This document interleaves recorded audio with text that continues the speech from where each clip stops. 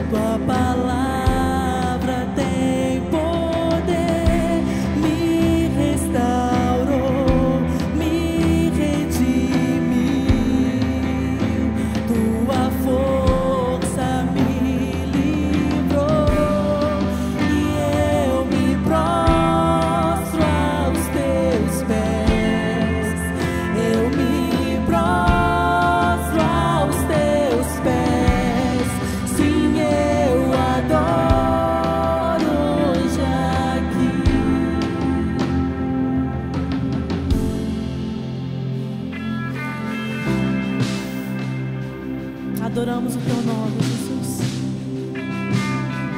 O nosso coração se rende a Ti, Senhor. Com nossas mãos levantadas, com nosso coração diante de Ti.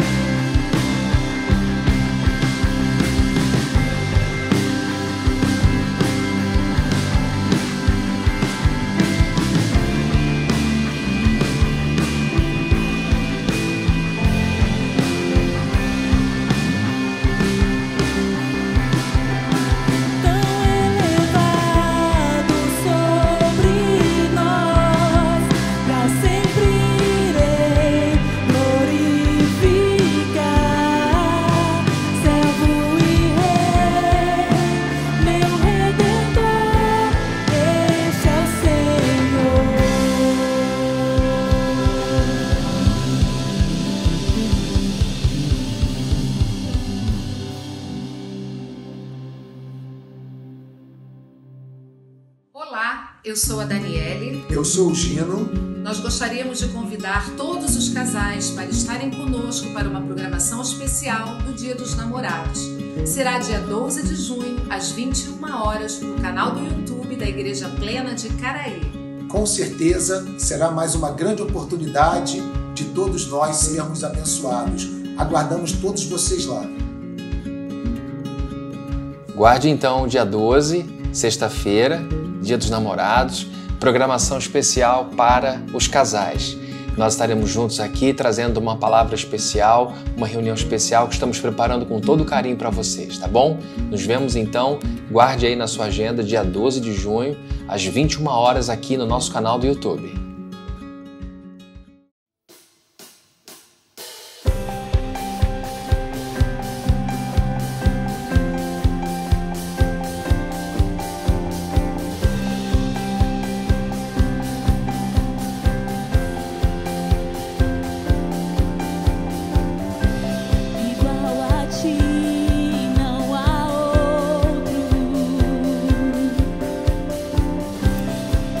Impossível.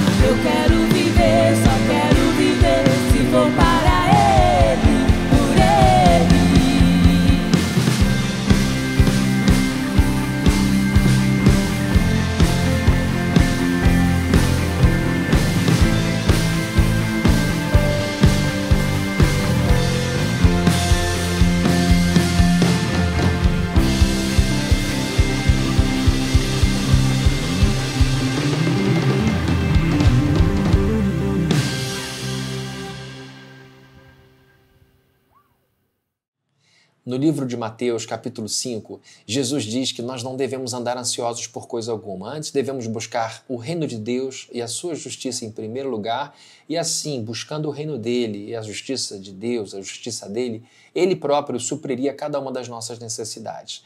Essa é a promessa de Deus que tem se cumprido na vida da nossa igreja.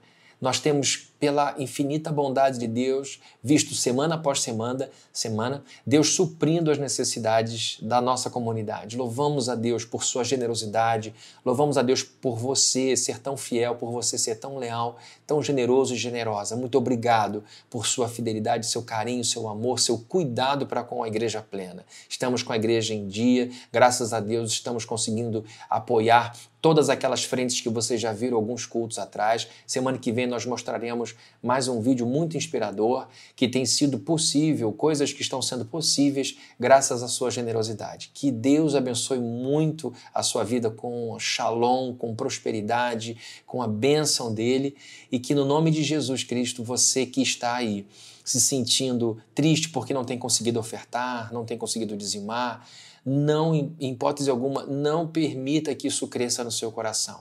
Você precisa cuidar das suas contas, pagar e honrar as contas da sua família. Deus sabe que você não tem o suficiente para entregar a sua oferta, o seu dízimo. Nesse momento, queremos desonerar a sua culpa, desonerar sua preocupação quanto à igreja. Eu creio, tenho falado isso do fundo do meu coração, creio nisso com muita fé, que essa oferta que você gostaria de dar e não tem conseguido dar, esse dízimo que você gostaria de entregar e não tem conseguido, outra pessoa fará. Deus tem suprido assim. Eu creio nisso. Tenho absoluta certeza de que Deus vai cuidar de todos nós. Então, eu quero te deixar em paz, que você permaneça em paz, sabendo que a única coisa que a gente deve a Deus é o nosso amor, a nossa gratidão por tudo que Ele fez por nós, tá bom? Estamos atravessando um deserto, estamos atravessando o mar, seja qual for a ilustração da sua preferência, Deus está conosco e um apoia o outro, um cobre o outro. Nesse momento,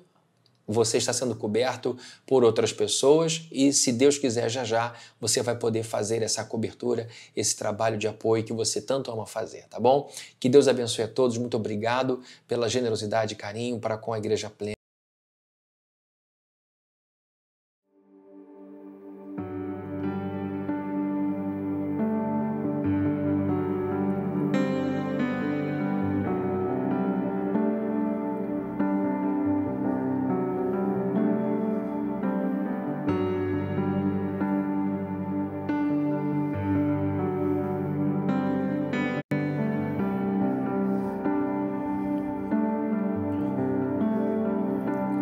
Os reinos se abalam, os povos se curvam, as bocas se abrem, as mãos se levantam para dizer que tu és o rei, para dizer que tu és o Senhor.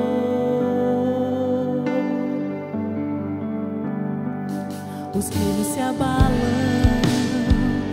os povos se curvam, as bocas se abrem, as mãos se levantam para dizer que tu és o rei,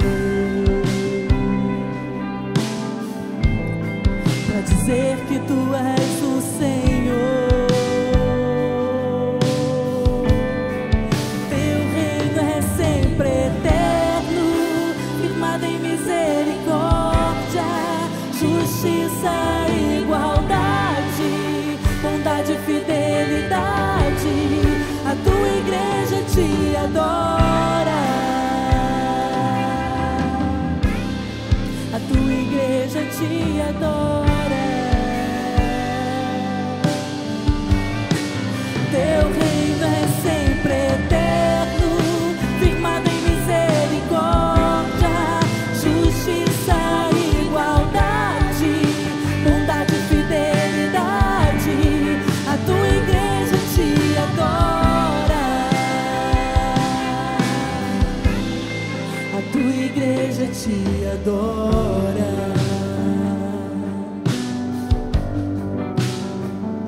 Os reinos se abalam, os povos se curvam, as bocas se abrem, as mãos se levantam para dizer que tu és o Rei, para dizer que tu és o Senhor. Os reinos se abalam, os povos se curvam, as bocas se abrem, as mãos se levantam para dizer que tu és o Rei, tu és o nosso Rei, para dizer que tu és o Senhor. Teu reino é sempre eterno, firmado em misericórdia, justiça e igualdade, bondade e fidelidade. A tua igreja te adora, a tua igreja te adora.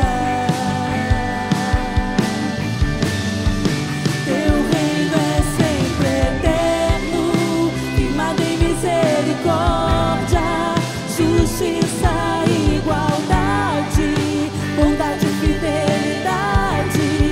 A tua igreja te adora, a tua igreja te adora.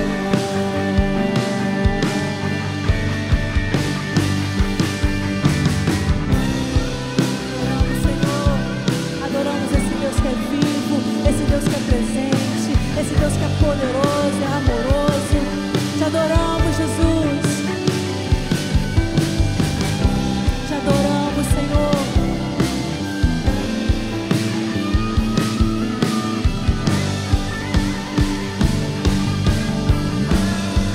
Teu reino é sempre eterno, firmado em misericórdia, justiça e igualdade, bondade e fidelidade.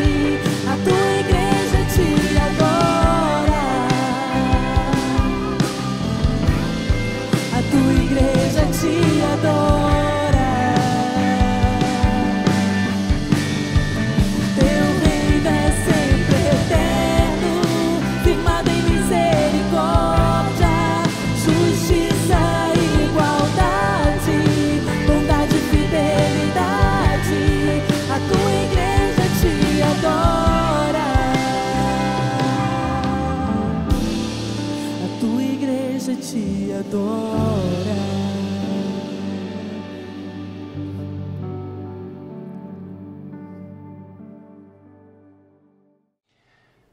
Hoje é o nosso domingo de ceia. Temos feito a ceia remotamente, mas o nosso coração continua o mesmo, reverente, concentrado nesse tempo tão solene. Esse é o momento para nós, filhos e filhas de Deus, de um encontro, provarmos um encontro com o Senhor. A Bíblia diz que esse momento de ceia é para nós nos lembrarmos do que Ele fez. Portanto, é para nós a ceia um memorial, porém, é mais que um memorial, é um meio de graça, como nós chamamos. É um caminho através do qual Deus se encontra com o seu povo e abençoa o seu povo. Tanto é que a Bíblia diz que nós devemos fazer esse ato, devemos cumprir essa liturgia de modo reverente, fazendo um autoexame, olhando para dentro, vendo o que tem sido feito em nossa vida que agrada a Deus e o que tem sido feito em nossa vida que o desagrada. Por isso é tão importante reforçar isso aqui. A ceia é uma refeição destinada apenas àqueles que de fato já entregaram a vida a Jesus Cristo, que já foram batizados e fazem parte de uma igreja. Portanto, se você ainda não passou pelo batismo, se você ainda não faz parte oficial de uma igreja, é preciso que você nesse momento nos acompanhe, mas não ceando. Esteja em oração, porque a Bíblia diz que quem come e bebe do pão sem discernimento, sem entendimento, come juízo para si, come e bebe juízo para si. Portanto, esse é o momento para nós, filhos e filhas de Deus, já comprometidos com uma igreja, comprometidos com o batismo, aliançados de fato espiritualmente com Jesus, é o momento de nós tomarmos a ceia, tá bom?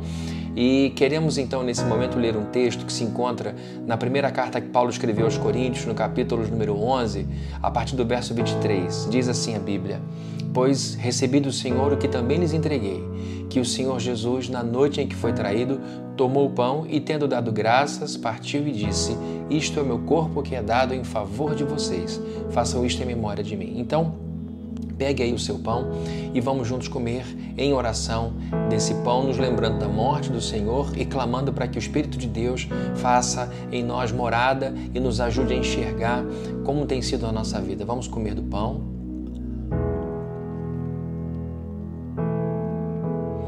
E depois o texto continua dizendo: da mesma forma, depois da ceia, ele tomou o cálice e disse: este cálice é a nova aliança no meu sangue.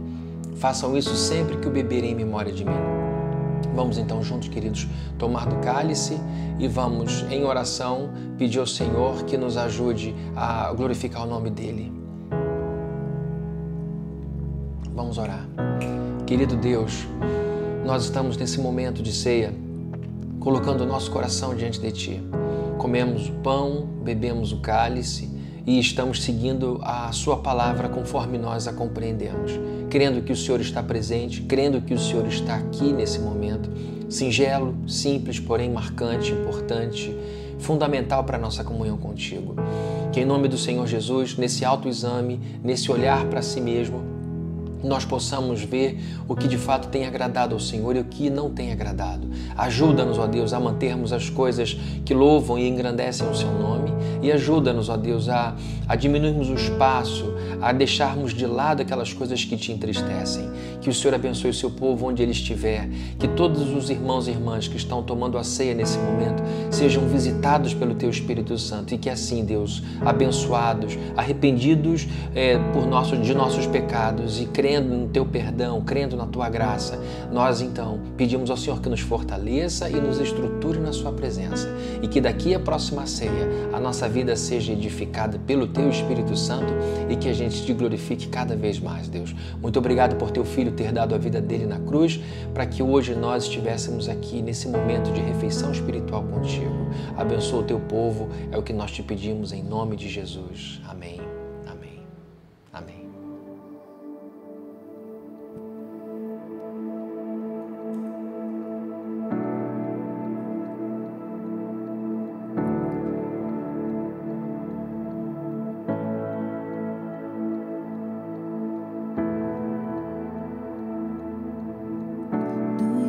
Dos céus tu falas, revelou-se a nós Jesus Cristo, a imagem do invisível Deus, sublime divindade, escárnio da cruz, um reino tão oculto, revelado ao mundo foi. Tu me revelaste o Teu lindo amor, o meu coração transbordará por Ti. Meus olhos não são dignos de Te enxergar, só me resta então a Ti poder cantar. Aleluia, aleluia, aleluia, meu Rei. Meu coração bem mais alto, mais profundo, e sem temor Te sigo, contemplando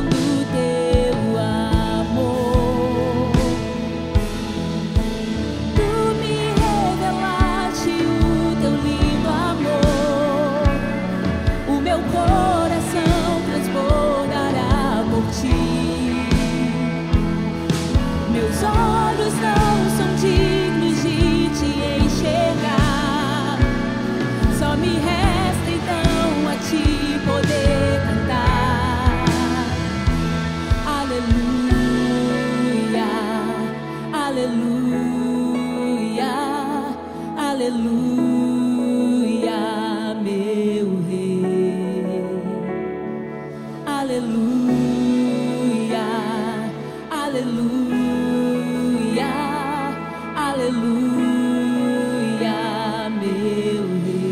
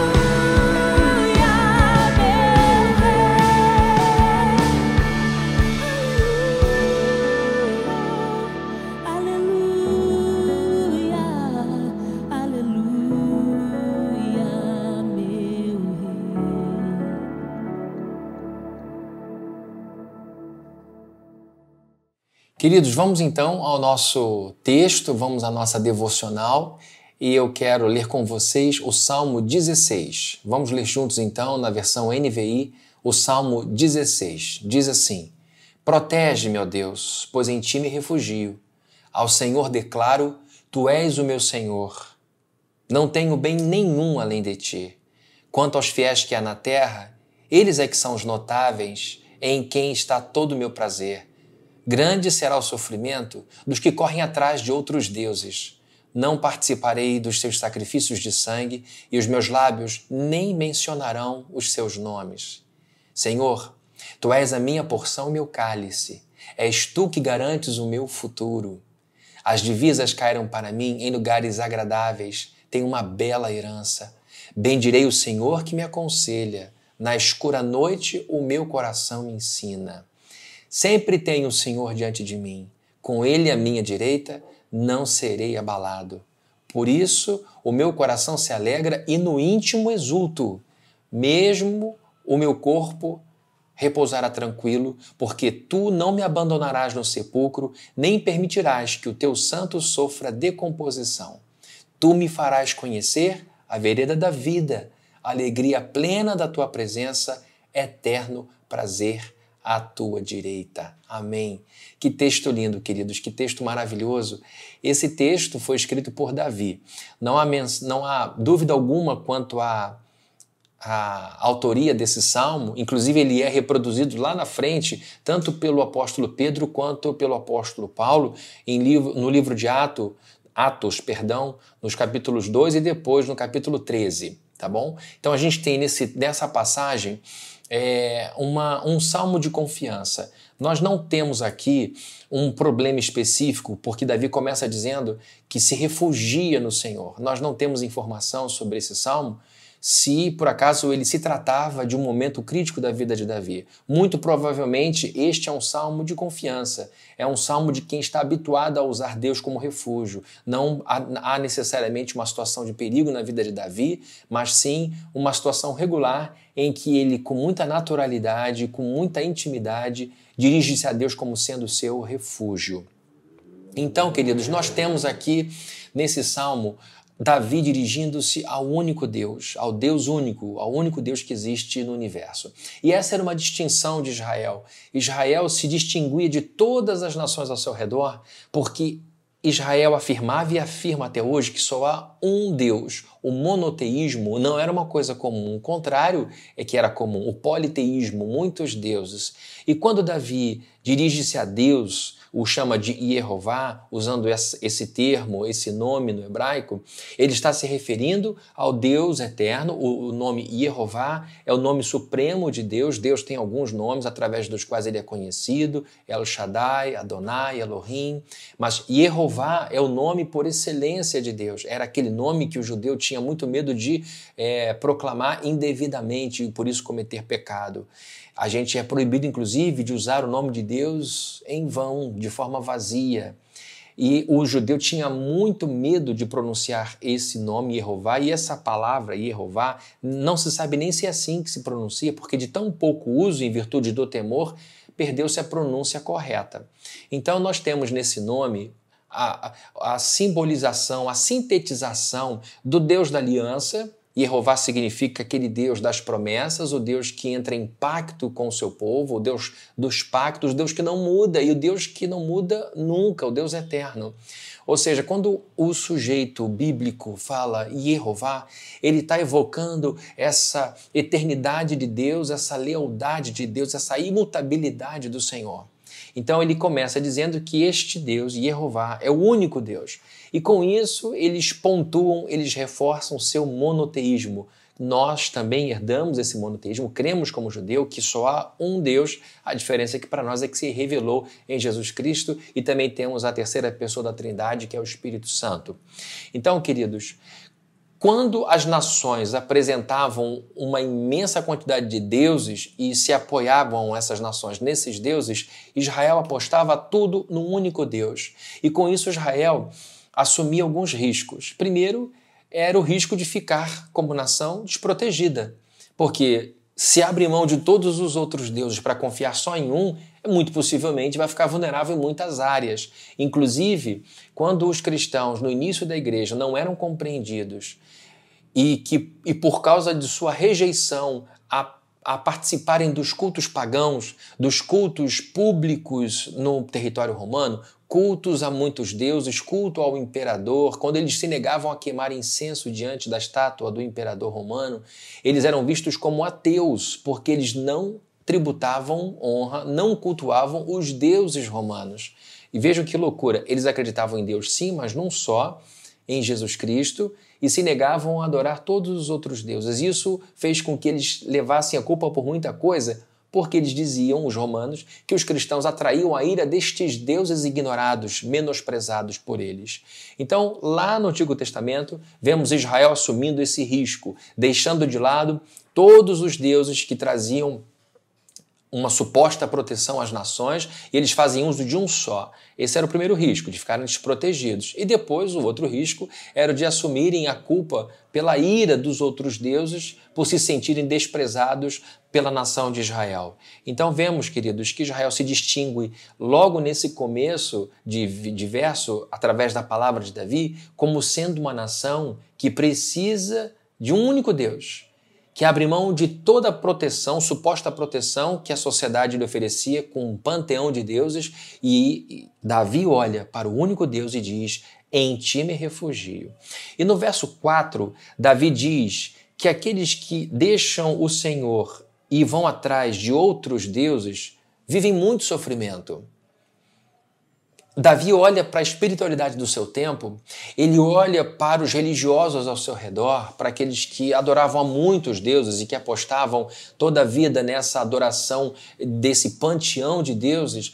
Davi olha para essas pessoas e encontra nelas muito sofrimento ao invés de repouso. Davi vai a Deus, começa o salmo dizendo: em ti me refugio, porque o refúgio é um lugar em que a gente se sente bem, se sente protegido, acolhido, amparado, blindado.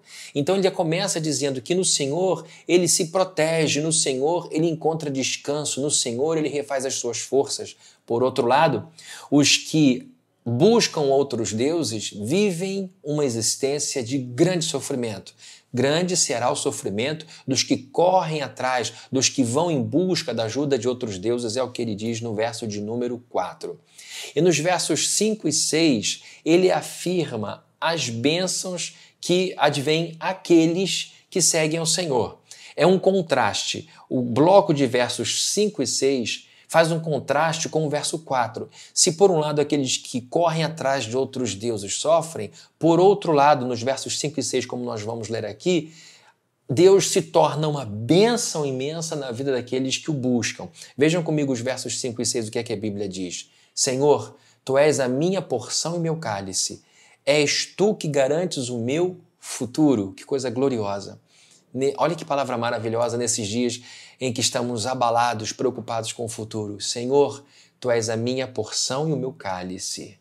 É como se tu és a minha refeição, a minha porção de comida e meu cálice de vinho. Tu és o meu alimento. E ele diz, és tu que garantes o meu futuro. És o Senhor, o meu alimento, e és o Senhor, o fiador, o garantidor do meu futuro. O Senhor vai bancar a minha vida, o meu futuro. Então, povo de Deus que está aqui me ouvindo, nós temos a certeza de que se nos alimentarmos de Deus, se Deus for a nossa porção, se Deus for a nossa de comida, de alimento e a nossa bebida, nós teremos o futuro garantido. E ele diz no verso 6 ainda, as divisas caíram para mim em lugares agradáveis, tenho uma bela herança. Davi olha para o lugar em que se encontra, Davi olha para as coisas que possui, Davi olha para os bens materiais, Davi olha para Israel e diz, que bênção Deus me deu, que vida Ele me concedeu, ou seja, contentamento. Ele olha para aquilo que recebe de Deus e diz, eu sou muito feliz, a minha herança que eu recebi do Senhor, a herança que eu recebi do Senhor é bela, é agradável. Então ele diz, o Senhor é a minha porção, meu cálice, o Senhor é o meu alimento, o Senhor é quem garante o meu futuro. E o Senhor, além de tudo, me faz ganhar coisas maravilhosas, uma vida de contentamento. Vejam, no verso 4, muito sofrimento advém aquele que vai em busca de outros deuses, quem aposta em muitas divindades que não são coisa nenhuma. Agora, por outro lado, aquele que te teme, aquele que te segue, aquele que abre mão de todos esses falsos deuses e se dedica a apenas um, essa pessoa pode ter neste Deus seu alimento e sua bebida. E detalhe, o cálice aqui é o cálice de vinho. E o vinho no Antigo Testamento também está associado à alegria. Então vejam, comer e beber com alegria, é isso que Davi está dizendo. Tu alimentas a minha alma, tu alimentas o meu ser, tu me trazes alegria à vida e eu olho para o futuro com esperança, eu olho para o futuro com alento, eu olho para o futuro com a certeza de que nunca vai me faltar o Senhor, que é o meu alimento, a minha bebida, a minha alegria. E eu ainda olho para o que eu tenho, eu olho para as coisas que eu recebi do Senhor e vejo que coisa maravilhosa. É uma vida de contentamento. É um salmo de alegria, de gratidão e confiança em Deus. E queridos, o que eu quero destacar aqui no verso de número 5 é o que Davi diz a respeito de seu patrimônio maior. Davi foi um homem muito rico, mas ele nunca deixou dúvida quanto à sua maior riqueza. Ele nunca deixou dúvida quanto à sua pérola mais valiosa, sua joia mais valiosa. Vejam comigo o verso de número 5, o que é que diz? Senhor, tu és a minha porção e meu cálice. És tu que garantes o meu futuro. Ou seja, a maior riqueza de Davi é o próprio Deus. A maior riqueza de Davi é o próprio Senhor. Eu estou dizendo isso porque às vezes nós achamos que o que há de melhor na vida com Deus são aquelas bênçãos que Ele nos dá. A casa em que a gente mora, os filhos que a gente tem, o progresso na carreira, tudo isso é muito bom. Tudo isso faz parte do pasto verdejante que Ele nos concede para nos alimentar. Porém, estas coisas comparadas com Deus não têm valor algum. O que de fato tem valor na vida de um crente, na vida de uma crente, na vida de uma pessoa que teme ao Senhor, é o próprio Deus. Esse, sim, é o nosso grande tesouro, porque Deus é o tesouro que garante todos os outros tesouros. Deus, inclusive, é o tesouro maior que ressignifica ou que dá o verdadeiro valor para as outras coisas, o verdadeiro preço para as outras coisas. Então, quando a gente percebe que somos felizes com o pão que ganhamos, que somos felizes com o teto que recebemos, que somos felizes com as coisas todas que Ele nos dá, com os filhos, com o cônjuge, com a família e com os amigos, nós olhamos para isso tudo e dizemos como a minha herança é abençoada. Porém, és tu, o Senhor mesmo, és a minha maior preciosidade, a minha maior joia. Então vejam que coisa linda, Davi celebra a sua vitória, olha para a sua herança e diz que coisa boa, contentamento, a vida dele é uma vida que transborda alegria e paz no Senhor, porém ele diz que a maior de todas as suas riquezas é o Senhor. Então vejam, queridos, que Davi está dizendo que o Senhor é a sua maior riqueza, porque em si Deus é espetacular. Deus deve ser o nosso maior deleite. Eu estou dizendo isso para um público que vive numa sociedade pós-moderna altamente materialista. Talvez agora, nesse tempo de pandemia, você tenha notado que tem roupa demais. Talvez nesse tempo de pandemia você tenha notado que tem bens materiais demais. Nós estamos subutilizando tudo isso. Eu sei que a vida vai voltar ao normal já já, mas não perca essa oportunidade para ver o quanto a gente acumula coisa, o quanto a gente tem coisa, o quanto a gente tem bens que nem utilizados são. Nós vivemos numa época em que colocamos o nosso coração nesses bens que possuímos e, pior, transferimos para esses bens nossos afetos, inclusive o nosso sentido de vida. E o que acontece nessa hora? Percebemos que muitos desses bens hoje são inúteis, estão lá pegando poeira em algum lugar. Mas quando Davi diz, tu és, Senhor Deus, como ele fala aqui, a minha porção e meu cálice, nós estamos olhando em Davi, estamos vendo em Davi uma vida em que Deus se torna o valor maior, Deus se torna a joia maior, e isso faz com que a gente consiga conviver bem com as bênçãos que Ele nos dá, consiga conviver corretamente com os benefícios de uma vida abençoada, materialmente falando, mas não perdendo de vista que o nosso deleite com Deus, nosso envolvimento com Deus é o que nos traz profundo prazer e conforto no coração. Porque é de Deus que procedem todas as nossas bênçãos. Do verso 7 ao verso 11, você já percebeu que eu estou fazendo aqui um passeio no Salmo de número 16. Davi começa introduzindo o Salmo dizendo que em Deus se refugia e logo nesse primeiro bloco ele faz essa oração ao Senhor, buscando o Senhor como refúgio. Depois ele fala nesse outro bloco que duras penas, grande sofrimento tem aquele que segue outros deuses. E por outro lado, ele agora mostra como é feliz aquele que teme o Senhor, é aquele que tem o Senhor como porção, como cálice, o Deus que traz alegria. E agora nós veremos do verso 7 ao verso 11 algumas bênçãos advindas dessa relação com o Senhor, com a relação do crente com Deus. Vamos então ver duas bênçãos advindas dessa relação que temos com o nosso Deus, que Davi tinha com o seu Deus e que nós, como filhos e filhas da aliança, como Davi era filho da aliança, podemos obter nessa relação com Deus. A primeira bênção que nasce dessa nossa relação com Deus é a certeza de que vamos receber sabedoria para viver. A primeira bênção que a gente pode notar nesse Salmo 16 é a da sabedoria que Deus concede aos seus filhos e filhas para que toquem a sua vida nesse mundo. Vejam só o que diz o verso de número 7. Bendirei o Senhor que me aconselha, que me ensina. Na escura noite, o meu coração me ensina. Bem dizer é dizer coisas boas. Bem dizer uma instituição é falar bem dessa instituição. Bem dizer uma empresa é falar coisas elogiosas dessa empresa. Bem dizer a alguém é dizer coisas bonitas, coisas verdadeiras, coisas belas a respeito dessa pessoa. Então Davi está dizendo, eu vou falar coisas boas a respeito de Deus. Eu vou bem dizê-lo. Por quê? Qual é o motivo para ele querer bem dizer a Deus, dizer coisas elogiosas a Deus? Porque ele me aconselha, porque ele me instrui. Queridos, Davi está dizendo que enquanto ele vivia nesta terra, e queridos, a vida de Davi foi uma vida muito agitada. Davi foi um homem construído na pressão, Davi foi um homem trabalhado nos problemas. E evidentemente que ele precisava tomar decisões, numa certa medida, primeiramente para cuidar de si mesmo, mas depois as decisões de Davi tinham repercussão nacional e até internacional, porque ele reinou sobre outros povos. Então a Bíblia diz que Davi escreve: ao Senhor bendirei.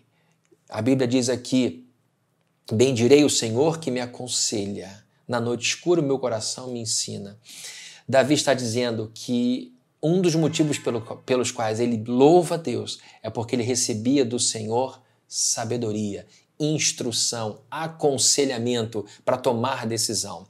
E, gente, a vida que a gente leva aqui ou é uma vida de construção ou é uma vida de destruição. Nós temos essas duas oportunidades aqui diante de nós, de construirmos uma vida maravilhosa ou destruirmos a vida que Deus nos deu. E a construção, a edificação de uma vida que vale a pena ser vivida tem a ver com a sabedoria, com a capacidade da gente pensar nas consequências das nossas decisões, com a capacidade da gente mensurar o impacto das nossas decisões em nossa vida e na vida das pessoas mais próximas. Portanto, nós precisamos desse conselheiro, nós precisamos desse instrutor, nós precisamos desse professor que compartilha conosco sabedoria, sabedoria para viver. Receber instrução de Deus é um privilégio, porque de onde Deus enxerga as coisas, e Deus enxerga as coisas do alto da sua onisciência, receber então informação do ponto de vista de Deus para nós é crucial.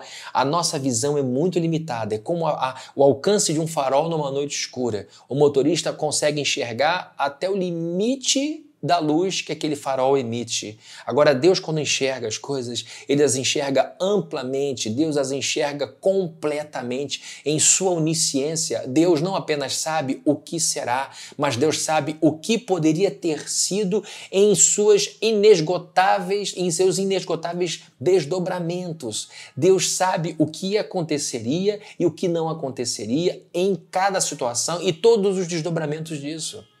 Então, ter acesso a essa fonte de conhecimento, ter acesso a essa mente gloriosa é um privilégio para nós, porque Deus, em toda a sua grandeza, em toda a sua majestade, se importa conosco de tal maneira que deu seu Filho para que nós fôssemos salvos. Ora, se Ele deu Jesus para nos salvar, é evidente que Ele tem interesse em que levemos nesta vida, que toquemos essa vida com sabedoria.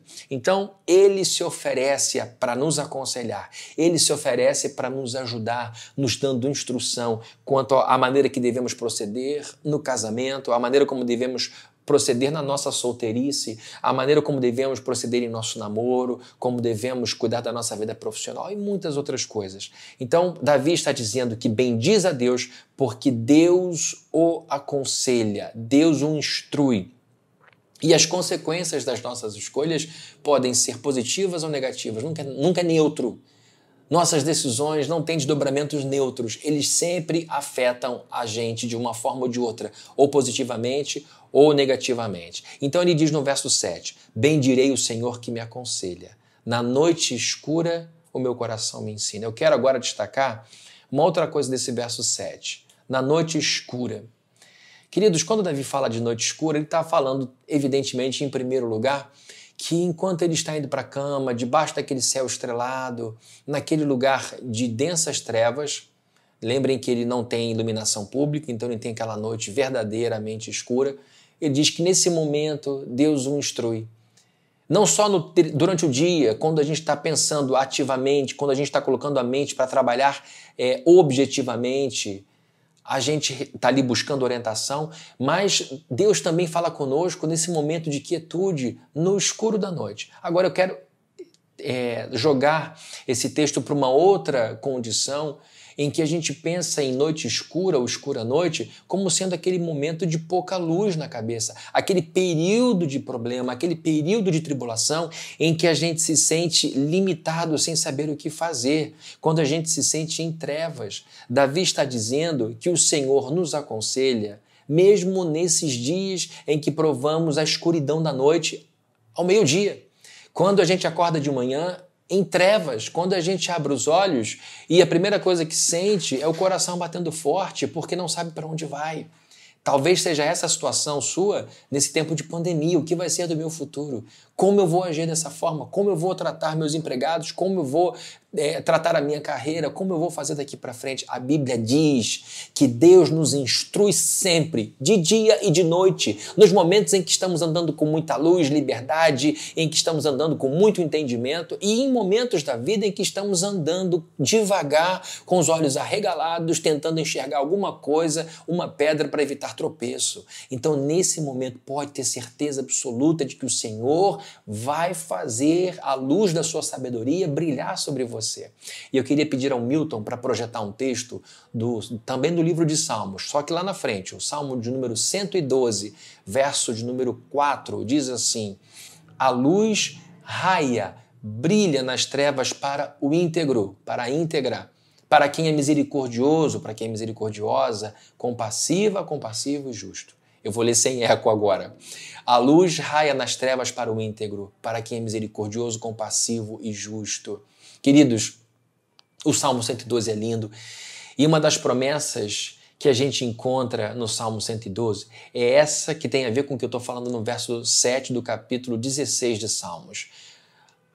O salmista, no Salmo 112, diz que nós podemos ter absoluta certeza que quando as luzes da vida se apagarem, quando os problemas chegarem com muita força, o Senhor acenderá o seu luzeiro e nos fará ver os caminhos que temos que percorrer. Não ficaremos dando cabeçada no escuro, não ficaremos perdidos, porque o brilho do rosto do nosso Deus se acenderá sobre nós. Nós não temos que temer a escuridão, nós não temos que temer a noite escura da alma, nós não temos que temer essas pressões que a vida nos apresenta, porque a promessa de Deus é que Ele nos instrui mesmo na escura noite, como Davi está dizendo, seja ela o fim do dia ou seja ela aquele período, essa noite, esse período difícil pelo qual a gente passa. Davi então diz nesse cântico, nesse hino, lembrem que cada salmo é um hino, é um cântico. Eu vou cantar palavras lindas sobre Deus, eu vou bendizer o seu nome,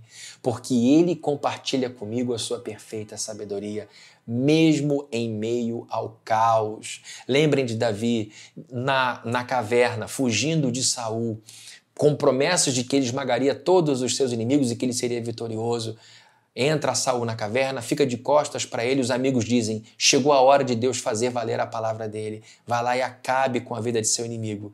Ele então vai até Saul, corta um pedaço da roupa e se sente mal por isso, deixa Saul embora e depois diz, se eu quisesse te matar, se de fato fosse verdade toda essa calúnia que dizem que eu quero o teu lugar dessa forma, eu teria acabado com você nesse momento. Mas eu preferi mostrar para você que eu poupei sua vida porque temo a Deus. Então, queridos, por que Davi evita matar Saul naquele momento, sendo tudo favorável à morte de Saul? Porque Davi recebeu de Deus naquele momento um relâmpago de sabedoria.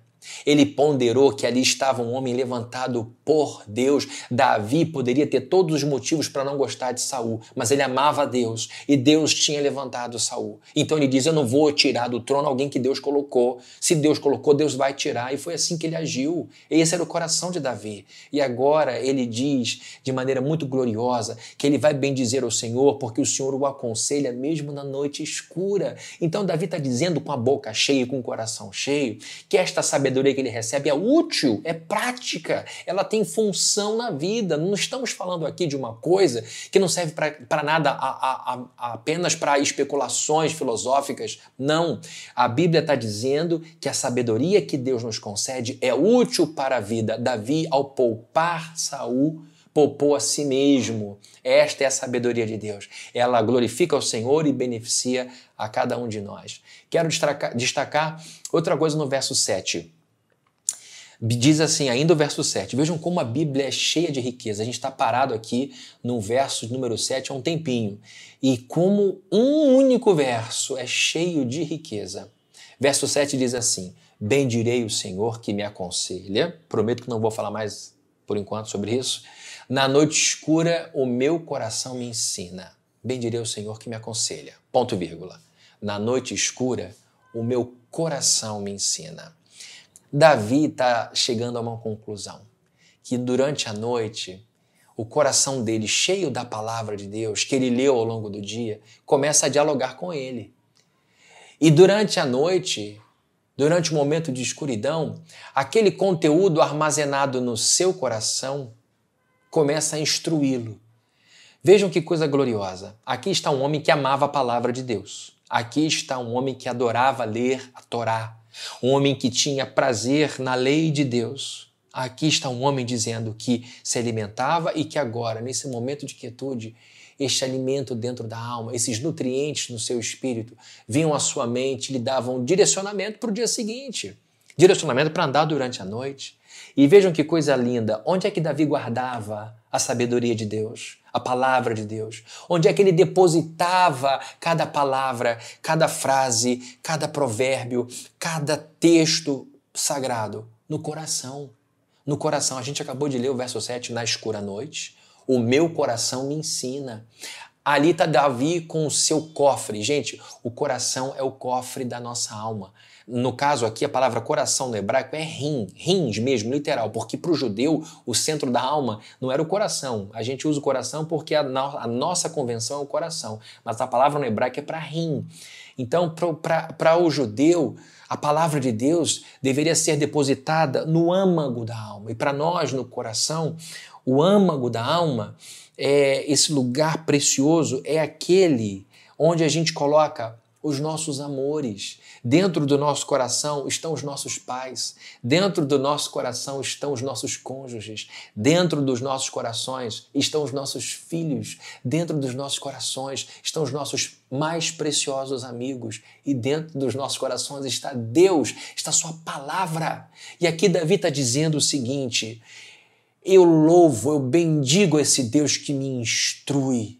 Durante a noite escura, o meu coração me ensina. Me ensina o quê? Me ensina como lidar com os meus inimigos, me ensina como lidar com os meus amigos, me ensina como lidar com o dinheiro, me ensina a lidar... Mas não é um coração vazio, não é um coração cheio de confusão, é um coração doutrinado, um coração formatado por aqueles textos que ele ia lendo ao longo dos dias.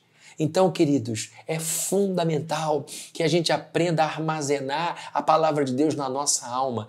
É importante a gente olhar para a nossa alma como sendo uma grande prateleira e que a gente vá colocando ali o açúcar, a farinha, o sal, o feijão, o arroz, e aí, por esses elementos que eu citei, entendam lá versos, livros poéticos, livros proféticos, passagens de sabedoria, vá colocando tudo ali, e num determinado momento de necessidade a sua alma vai dizer: eu preciso de sabedoria. E você vai lá, dentro do seu coração, e pega um pouco de sabedoria e reflete sobre ela. Não, eu preciso de encorajamento, eu preciso de uma palavra profética, e sua alma vai para aquele grande depósito, para aquele grande lugar em que você armazenou essa preciosidade da palavra de Deus, e você vai tirar uma palavra profética que Deus te deu lá no livro de Isaías. No caso, Isaías é muito usado por Deus na minha vida para me dar visão de futuro, encorajamento. Eu amo o livro de Isaías porque é o livro do futuro. Deus fala comigo coisas gloriosas ainda hoje ali. Então é importante você entender que o seu coração é um lugar de armazenamento, que você precisa encher esse espaço do seu coração com a palavra de Deus, porque senão a vida vai encher seu coração de preocupação, vai encher as prateleiras de medo, vai encher o seu coração de falsos ídolos, vai encher sua vida de lixo e você vai viver sobrecarregado sem descanso. Você precisa olhar para dentro de si dizendo: tem um coração aqui que precisa ser preenchido com esse tesouro que é a palavra de Deus, que é a instrução de Deus, que é a sabedoria de Deus. E em alguns momentos de escuridão eu vou precisar muito. Agora é duro quando você não tem nada aí dentro. É duro quando a gente não tem nada aqui dentro. A gente fica catando alguma coisa e diz: não é isso, não é isso, não é isso, e só aumenta o desespero. Agora, quando você enche o seu coração da palavra de Deus, você vai lá e desse coração você nesse coração você busca a instrução do nosso Deus. Davi recebia constante instrução de Deus, porque ele amava a lei, a Torá de Deus. Ele amava as palavras do Senhor. Ele estava sempre com gente que amava a Deus. E nessa relação com pessoas que também amavam a Deus como ele, havia troca. Um ministrava sobre o outro, um ministrava a vida do outro, um abençoava o outro. Isso também era depositado no coração e na alma. Então, queridos, vejam que Davi encontrou instrução porque havia conteúdo dentro dele. Aproveite essa pandemia para ler a Escritura. Aproveite essa semana para dizer, essa semana eu vou ler os Salmos. Essa semana eu vou ler 50 Salmos. Essa semana eu vou ler o livro de Esdras. Essa semana eu vou aprender com Neemias. Encha a sua semana da palavra de Deus e você vai perceber que nas noites escuras, Ele, através da palavra, o Espírito Santo vai com você lá dentro dessa repartição e vai dizer, Fabrini, vamos aqui na minha Bíblia, né? Vamos lá no seu coração. Você está precisando de uma palavra de conforto? Toma aqui uma palavra de Jeremias. Está precisando de uma palavra de orientação? Toma aqui uma palavra de Provérbios. E aí ele vai dando você instrução nesses momentos de grande preocupação. Quando a gente aprende algo com o coração, esse algo fica ali para sempre. Quando a gente aprende algo com o coração, quando um ensinamento bate aqui e fica aqui, isso nos acompanha para o resto da vida. A gente aprende com o coração. É um tesouro perpétuo. E aí eu estou falando para vocês aqui das bênçãos que chegam à vida daqueles que seguem a Deus, ao invés do sofrimento daqueles que abandonam a Deus e buscam outros deuses. Lembrem do verso 4, Davi está dizendo, grande sofrimento há para aqueles que vão atrás de outros deuses, que deixam o Senhor e vão atrás de outros deuses. Davi aposta num Deus só e por causa disso ele prova muitas bênçãos. E a primeira bênção foi poder contar com a sabedoria de Deus, instrução de Deus para viver. E vamos agora à segunda e última bênção que Davi apresenta para nós aqui. Ele diz que aqueles que andam com Deus e aqueles que estão com o Senhor podem ter a certeza do progresso. Certeza do progresso. Você que me conhece há algum tempo sabe o quanto para mim progresso é importante. Eu tenho no meu coração Provérbios 4,18. Você vai dizer, não aguento mais, Fabrini, falando de Provérbios 4,18. É porque esse texto é um mantra para a minha vida. Esse texto é uma tatuagem na minha alma. A vida do justo é como a luz da aurora que vai brilhando mais e mais até ser dia perfeito. Primeiro, esse verso é glorioso porque ele mostra que a vida daquele que ama Deus, daquele que é justo, daquele que é justificado por Deus, é semelhante ao dia que começa com uma luz de pequena intensidade e que vai se aprimorando cada vez mais. E segundo, porque isso é uma promessa. Então nós temos a certeza de que nossa vida só irá melhorar. E por favor, não limite esse verso de Provérbios à bênção material, tá bom? Bênção material é um dos aspectos desse progresso e nem é o mais importante. O mais importante progresso nosso, a prosperidade mais importante para nós, como filhos e filhas de Deus, é o progresso, a prosperidade da alma, é a mudança de coração, é o aperfeiçoamento do caráter, é o entendimento cada vez maior de quem Deus é. Então, nesse sentido, a gente pode olhar para o futuro e dizer, olha, está uma confusão danada. Eu não sei quando vai chegar a vacina para essa doença, eu não sei nem como vai ficar meu emprego, eu não sei dos detalhes de como as coisas vão ficar na plena, e aqui eu digo eu como pastor, mas uma coisa eu sei, que a minha vida vai brilhar mais e mais, até ser de perfeito. Então, queridos, eu posso olhar para isso e dizer, eu não sei dos detalhes da economia, eu não sei dos detalhes da vacina, mas uma coisa eu sei, que a minha vida só pode melhorar. Por quê? Porque a minha vida é como a luz da aurora. E quem é que faz a minha vida brilhar? É Deus, é o brilho do seu rosto. Então, eu estou dizendo que a segunda bênção que advém desta fidelidade a Deus, desse caminho com Deus, é a certeza desse progresso, dessa evolução, mesmo em períodos de dificuldade. De onde eu tiro isso? Do verso 8. Vejam comigo o verso 8, que é que diz: sempre tenho o Senhor diante de mim. Sempre tenho Jeová diante de mim. Com Ele à minha direita, não serei abalado. Queridos, aqui Davi dá uma palavra linda, dizendo, eu tenho sempre Deus diante de mim.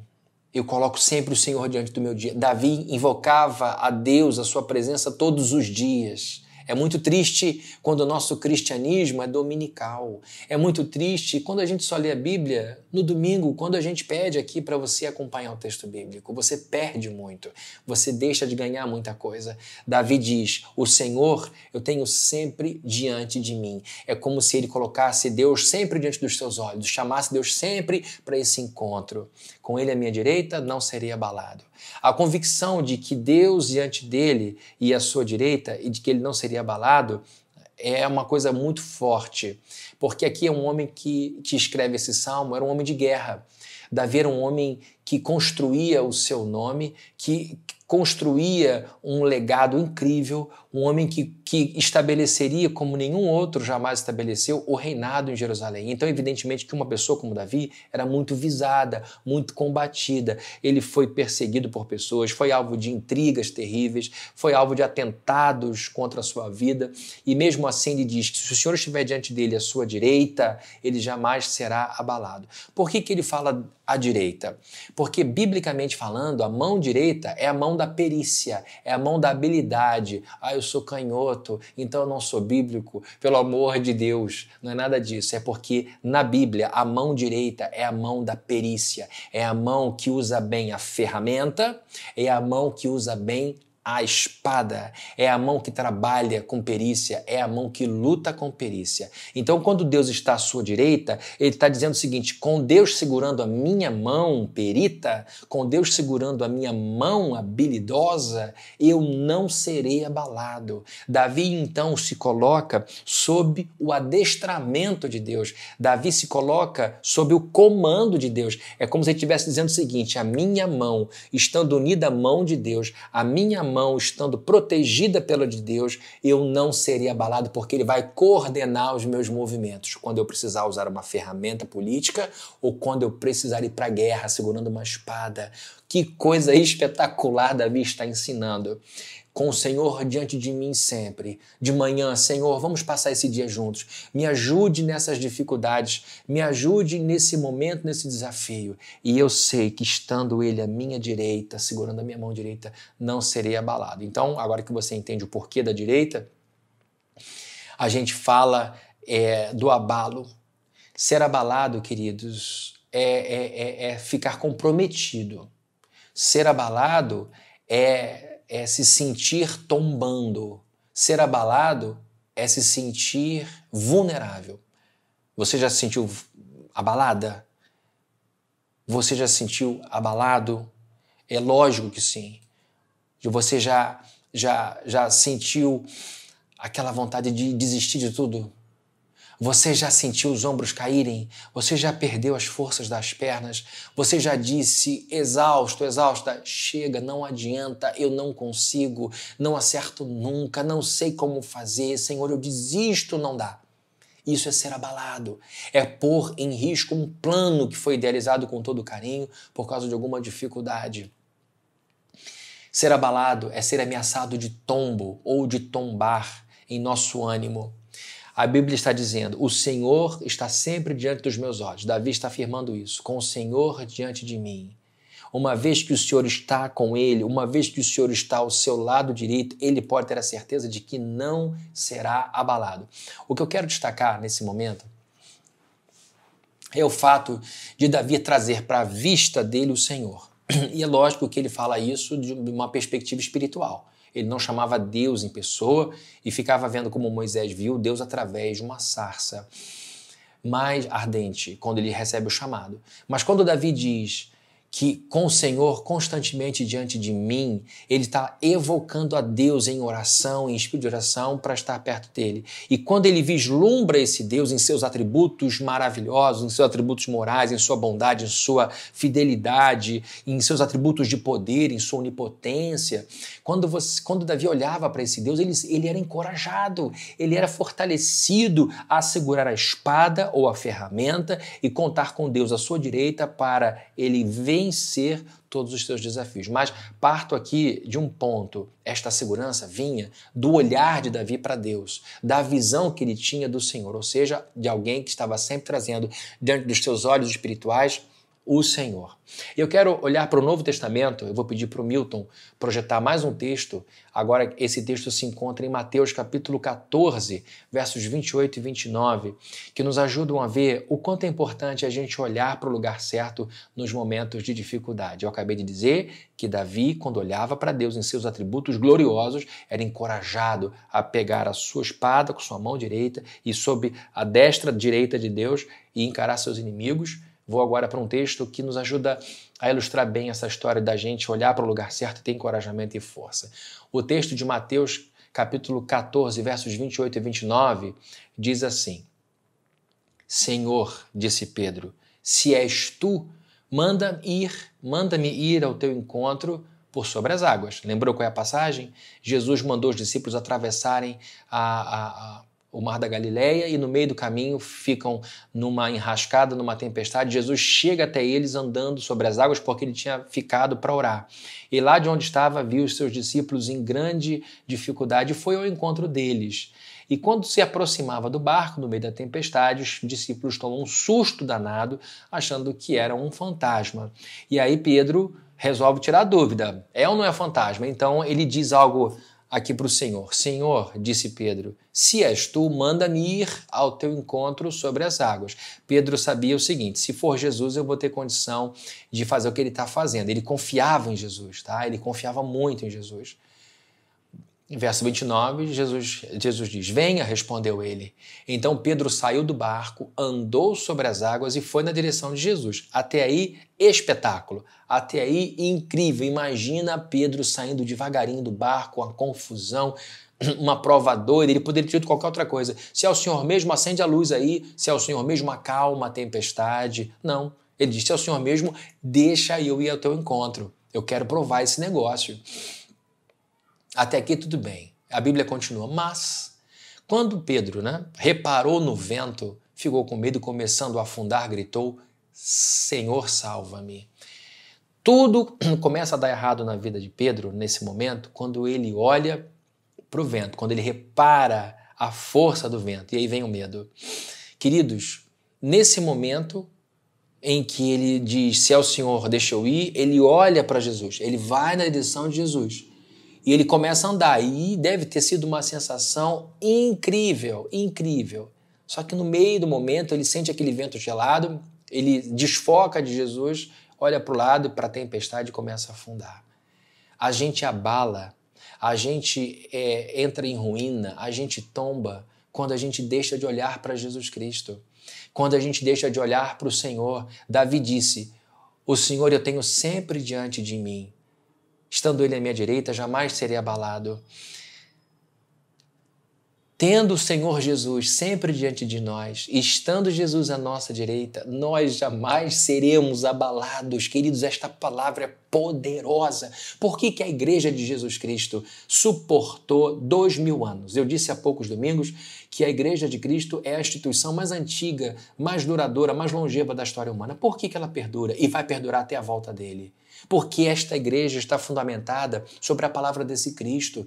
Essa pandemia não vai impedir a igreja de avançar. Essa pandemia não é o fim das coisas. Essa pandemia é um meio através do qual Deus está nos purificando, Deus está nos fazendo pensar. É um momento triste, não quero ser de forma alguma insensível com quem está doente. Estamos com pessoas na igreja com essa doença terrível, estamos acompanhando essas pessoas com toda a atenção. Como Igreja de Cristo, estamos tristes pelos que partiram, pelos que estão aqui sofrendo a partida, mas esta crise está servindo para nos purificar, está nos servindo para a gente andar sobre as águas. Nós estamos sendo chamados a olhar para Cristo e andar sobre as águas. A igreja está prosperando, você vai prosperar. Então, queridos, quando a gente olha para Davi com essa profunda convicção de que se Deus estiver diante dele e à sua direita, ele nunca será abalado, nós podemos olhar para Cristo com a mesma convicção, dizendo, estando Cristo diante de mim e Ele à minha direita, ensinando a minha mão a batalhar, ensinando a minha mão a trabalhar, ensinando a minha mão a fazer a coisa certa, não serei jamais abalado. Na crise, Deus está sempre muito perto de nós. Os ventos vão nos assustar, os números vão nos assustar, e Deus que me perdoe, os noticiários nos assustam. Se você está assustado, assustada, dá um tempo de noticiário ruim, porque infelizmente gostam de começar dando susto na gente, porque é isso que prende a nossa atenção. Então, se você está se sentindo muito assustado, não assista jornal, não assista nenhum tipo de noticiário que tem, de modo estranho, apresentado com muito destaque, morte, morte, morte, morte. Mas é só um parênteses aqui, um pouco de extravasar o meu coração. Mas a verdade é que nesse momento os ventos assustam. Você precisa focar, deixar o vento bater. O vento vai continuar, mas é bom que você entenda, você está andando sobre as águas, você precisa olhar para o seu Deus. Nessa crise, o Espírito Santo vai nos dar essa coragem. E aí então, queridos, Davi irrompe num cântico ainda mais profundo, numa parte ainda mais linda desse salmo, e ele adiciona um louvor ainda mais intenso a esse hino. Vejam aí comigo no capítulo 16 de Salmos, Salmo 116, versos 9 e 10. Por isso, porque ele me aconselha. Por isso, porque ele está sempre diante de mim, apesar de ser quem eu sou. Por isso, porque ele está sempre à minha direita, o meu coração se alegra e no íntimo exulto. Davi está pensando em Deus. Davi está refletindo sobre Deus. Ele diz, olha, em ti me refugio. Tá? Que coisa terrível é abandonar Deus e correr atrás de outros deuses. Quanto sofrimento essa gente passa. Ele então aprofunda o seu sentimento de gratidão. Ele vai vendo que recebe sabedoria de Deus, porque o Senhor, mesmo durante a noite escura, o instrui, o coração dele continua falando com ele. E agora ele diz, o Senhor está sempre diante de mim, o Senhor está à minha direita e tem me ensinado a vencer em cada momento. E quando ele pensa nisso, ele diz, por isso, por essas coisas todas, o meu coração se alegra e no íntimo exulto. Queridos, exultar no íntimo é dar um grito de uhul. Eu não sei qual é a sua idade, dependendo da sua idade ou formação, seja o que for, cada um grita de um jeito, mas é uma explosão. Davi está entrando em deleite, em êxtase. Porque Deus é esse parceiro, Deus é esse que ensina, Deus é esse que instrui, Deus é quem dá sabedoria e Deus é quem mantém a gente inabalável, Deus é aquele que mantém o nosso coração firmado, Deus é aquele que mantém a nossa alma estruturada, Deus é aquele que evita que a gente rompa de cima a baixo, Deus é quem nos mantém coesos. Então ele diz, por isso, por Deus fazer tudo isso por mim, o meu coração se alegra e no íntimo eu exulto. E ele diz ainda no verso 9, mesmo o corpo repousará tranquilo, porque tu não me abandonarás no sepulcro. Queridos, aqui Davi já está, sem perceber, falando de Jesus Cristo. Aqui ele já está apontando profeticamente para Jesus Cristo, como a gente vai ver daqui a pouquinho. Mas antes de eu chegar no Cristo, eu quero dizer o seguinte, ele está dizendo, no meu íntimo, na minha alma, eu exulto, né?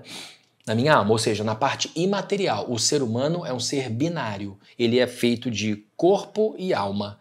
Ele é feito de corpo e espírito. O ser humano, então, tem duas naturezas, a natureza concreta, material, e a natureza não concreta, aquela natureza espiritual. Então, quando a gente vê Davi dizendo que o seu coração se alegra no íntimo, ele exulta, ele está se referindo a uma manifestação interior espiritual não tangível, não concreta. Mas ele diz, não me abandonarás no sepulcro.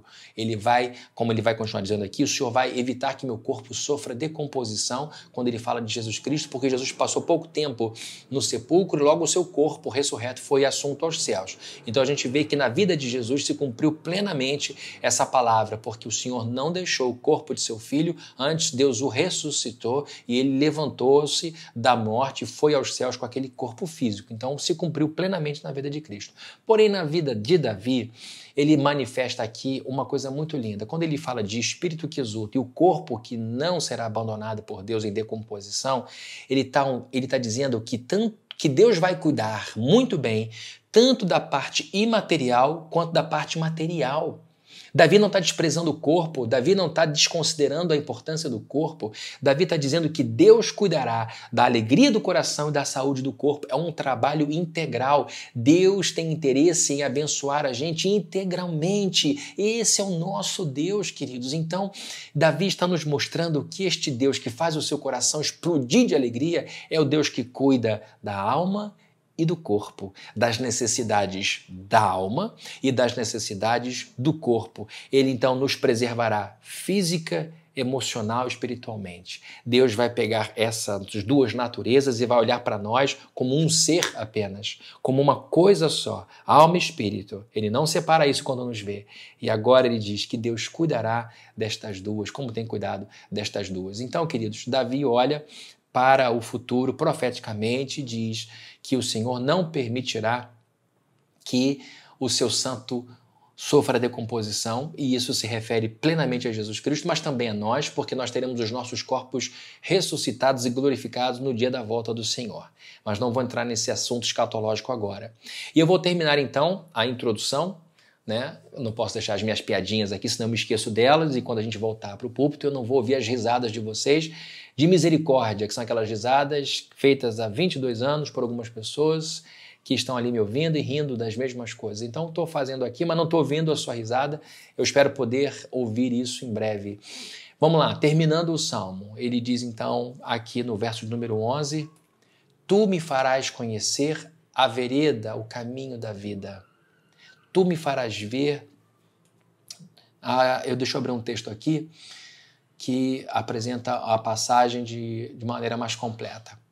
Ele diz aqui, Davi expressa agora nesse momento, no verso número 11, o desejo de viver sob a liderança de Deus. Quando ele diz, tu me farás conhecer a vereda, o caminho da vida, ele está dizendo o seguinte, o Senhor me conduzirá pela vida. Vereda é caminho, é o que significa vereda. Então, quando ele diz, tu me farás conhecer a vereda da vida, o caminho da vida, ele está dizendo, eu quero, Senhor, viver neste mundo debaixo da sua presença ou debaixo da sua liderança.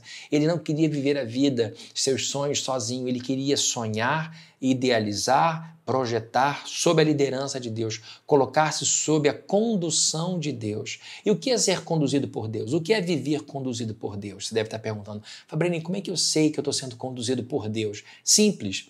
Quando a gente guia a nossa vida pelos valores da Bíblia, pela ética da Bíblia, por exemplo, pelo Sermão do Monte, pelos mandamentos e por outros textos que a Bíblia fala, que são textos morais, a gente está sendo guiado por Deus nessa vida.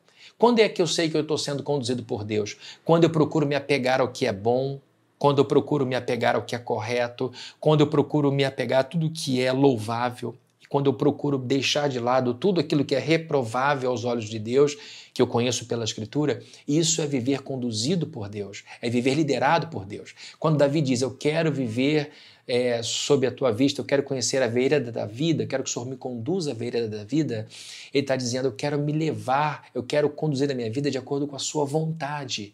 Então, ser conduzido por Deus nesta vida é ser guiado pelos valores de Deus, pela ética de Deus, é apegar-se ao bem, afastar-se do mal.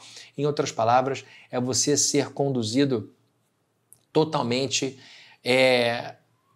a uma vida que espelhe o amor de Jesus Cristo. E ele termina o capítulo 11 dizendo, no verso 11, no capítulo 16, dizendo, tu me farás ver os caminhos da vida.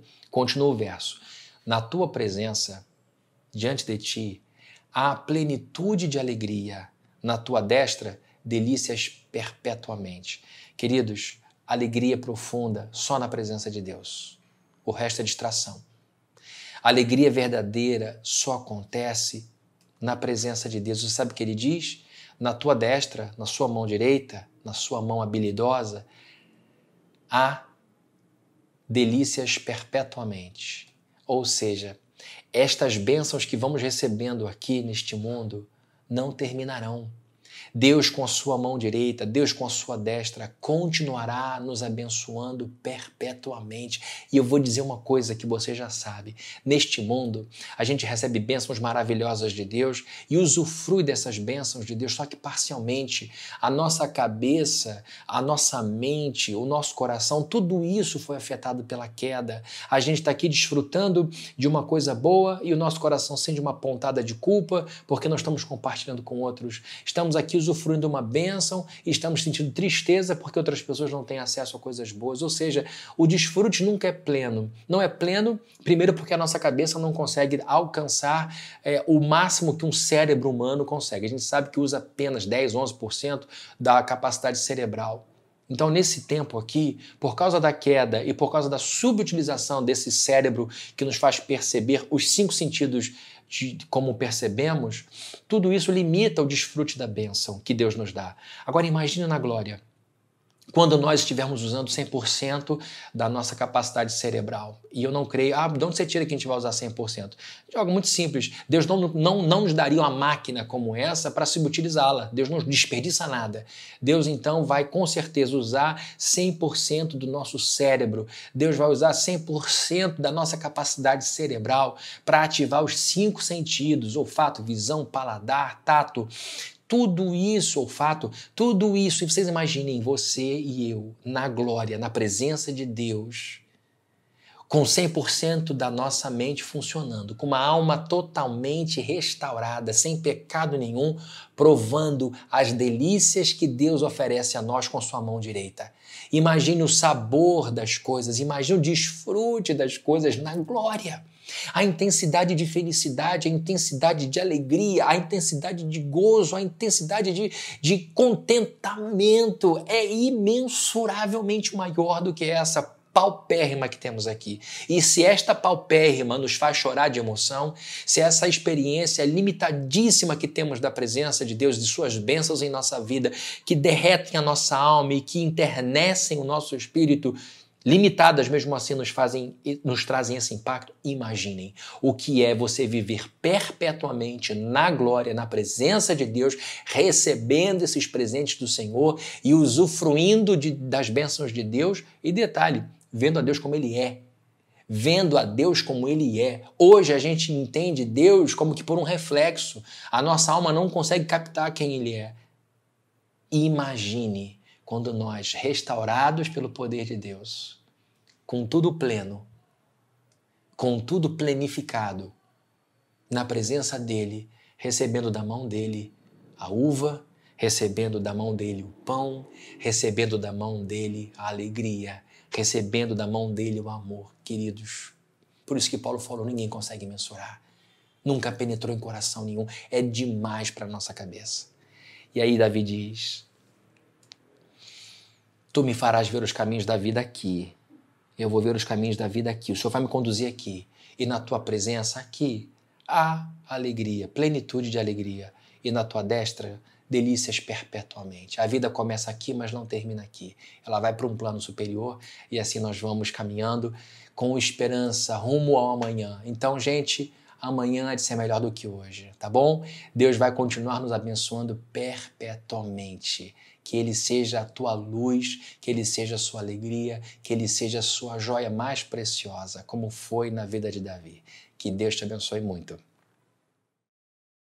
Pessoal, muito obrigado por todas as inscrições que estão sendo feitas em nossas redes sociais. Nós temos aumentado aí o alcance, graças a Deus por isso. Nosso objetivo é levar essa palavra a mais e mais pessoas, é abençoar mais e mais pessoas de vários lugares do mundo. Isso tem sido uma grande alegria para nós. Então, muito obrigado para aqueles que já fizeram a inscrição. E eu peço àqueles que ainda não fizeram a sua inscrição em nosso canal aí no YouTube que o façam, por favor, nos ajuda muito também colocar o like. Faça isso também lá no Instagram, no Facebook, acompanhe a gente nessas redes sociais. Quero também agradecer a todos que têm orado pelas pessoas enfermas em nossa igreja. Nós estamos com algumas pessoas internadas com o Covid-19. Graças a Deus, graças a Deus, estão se recuperando, estão se reerguendo. Deus tem acompanhado essas pessoas e é muito emocionante ouvir as suas vozes, é muito emocionante ver o quanto elas ficam agradecidas. E mais uma vez, se você precisa de atendimento pastoral, lembre daquele telefone que a gente coloca aqui sempre. Esse telefone é da igreja, 98040-5115. Ligue para a Adriana ou mande um WhatsApp e nós vamos marcar um atendimento pastoral para você, tá bom? Não precisa sofrer sozinho aí, você tem com quem compartilhar, tá? Eu quero então orar para a gente terminar esse nosso encontro e depois eu vou impetrar a bênção. Senhor querido, aprendemos com Davi que é duro viver sem o Senhor. Aprendemos com ele que muito sofrimento está reservado para quem corre para outros deuses, para quem vai para falsos deuses, na direção desses falsos deuses. Por outro lado, aqueles que confiam no Senhor recebem muitas bênçãos. Nos dê então sabedoria em momentos de luz e em momentos de escuridão para tocarmos a nossa vida e que a gente possa prosseguir sempre, progredir sempre, sem olhar para trás, porque o Senhor, estando sempre diante de nós e à nossa direita, jamais seremos abalados. E que nós saibamos que o Senhor cuidará tanto do nosso espírito quanto do nosso corpo. E que essas delícias que vêm de sua mão vão nos ser oferecidas por todo sempre. Provamos aqui e somos felizes por tuas bênçãos aqui. Mas usufruiremos ainda mais quando na glória recebermos do Senhor esses presentes tão perfeitos e maravilhosos. Que o Senhor continue conosco, abençoe os nossos irmãos e irmãs que estão internados com essa doença, que o Senhor tenha compaixão dessas pessoas. Eu oro por aquelas pessoas que estão muito ansiosas dentro de casa, traz shalom, calma, tranquilidade para essas pessoas. Oro, Deus, por aquelas pessoas da nossa igreja com mais de 60 anos ou com alguma comorbidade, que estão isolados com mais severidade. Tranquilize seus corações, distensione a alma dessas amadas irmãs e irmãos e que elas sintam a sua companhia, a sua presença e que já já essa vacina chegue para que essas pessoas possam caminhar livremente, com tranquilidade pelas ruas. Que o Senhor abençoe a nossa igreja, mantenha-nos unidos, ó Deus, em Teu nome é o que nós te pedimos, mantenha-nos unidos na Sua presença. E que a graça de nosso Senhor Jesus Cristo, o amor de Deus, o nosso Pai, e a comunhão e consolação do Espírito Santo estejam com todos aqui presentes, ouvindo esse sermão, essa palavra, participando desse culto. É o que nós pedimos em nome de Jesus. Amém, amém. Que Deus abençoe a sua semana, que Deus abençoe a sua vida. Muitos beijos para todos, para todas e muita saudade também. Deus te abençoe. O seu amor